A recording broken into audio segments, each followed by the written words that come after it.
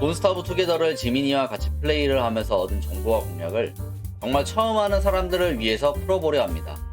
앞으로도 돈스타브 투게더를 직접 플레이하면서 경험해보고 공략 영상을 개인적인 생각으로 풀어가려 합니다.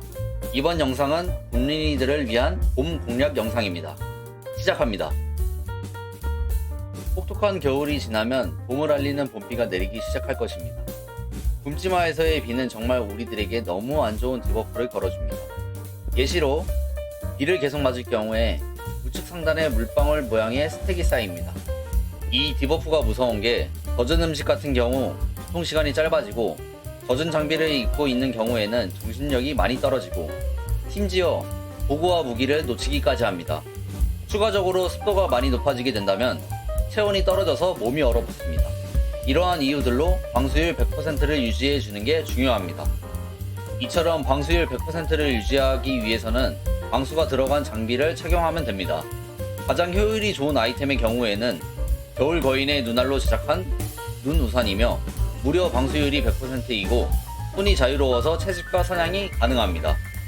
겨울 거인을 잡지 못한 경우 조금은 불편해지겠지만 우산과 풋볼 모자를 착용해 주시면 방수율이 100%가 됩니다. 여기서 중요한 점은 우산을 들고 있으면 채집과 사냥이 굉장히 불편하다는 점입니다.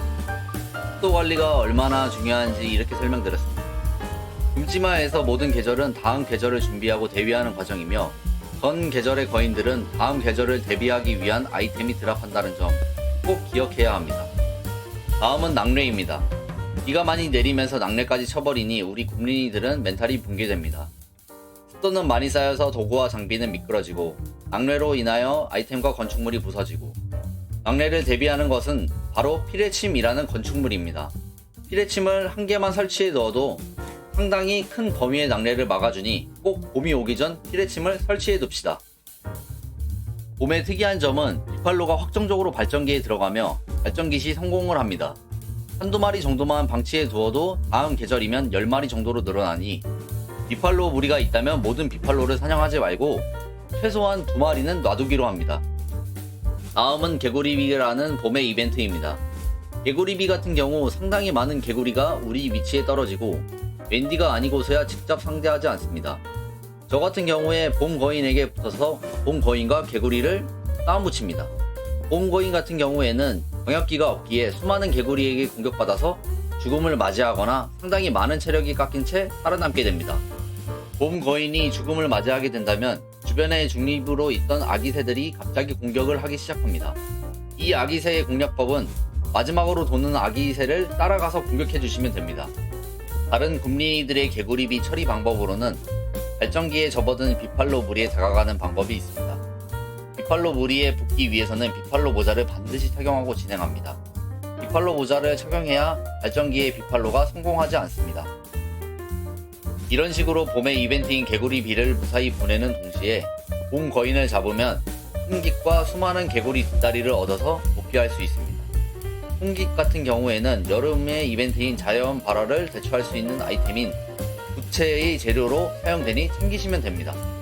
처리가 힘든 개구리 뒷다리 같은 경우에는 봄이 오기 전에 만들어 두었던 새장에 넣어주시면 전부 알로 바꿔주니 유통기한을 늘리셔서 사용하시면 됩니다.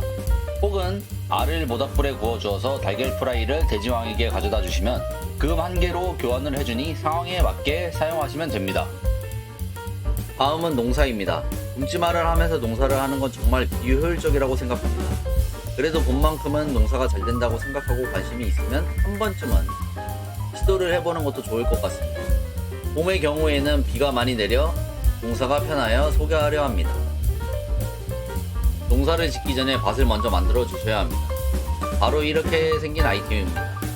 제작 시에 4곳의 밭을 만들 수 있으며 4곳의 밭을 만들었다면 삽으로 땅에 쓰레기를 정리해 줍니다. 그리고 호미로 밭을 일정하게 갈아주시면 됩니다. 밭을 다 갈았다면 씨앗을 갈아주신 밭에 심어주시면 됩니다. 다음으로는 맵 탐사하다가 나오는 육질 그근입니다. 이 친구들은 그냥 방치하게 된다면 환공포증이 걸릴 것 같은 그런 이상한 생명을 계속해서 생성하게 됩니다.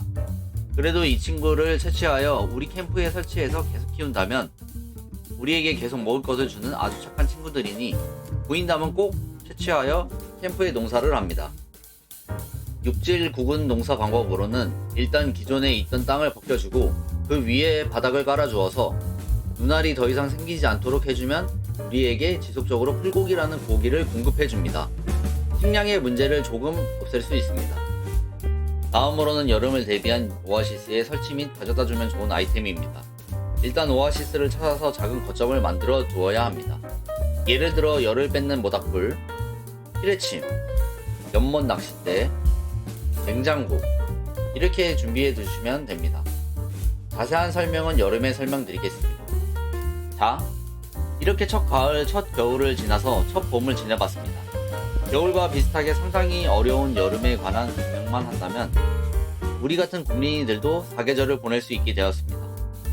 사계절을 보내고 다시 가을이 온다면 더 재미있는 콘텐츠들이 있으니 조금만 더 힘내서 따라오시면 됩니다. 엄청나게 고인물도 아니고 게임을 잘하는 유저도 아닌 제가 온전히 우리의 생각으로 공략을 풀어가려 합니다. 앞으로도 제작되는 영상에 많은 관심 부탁드리겠습니다.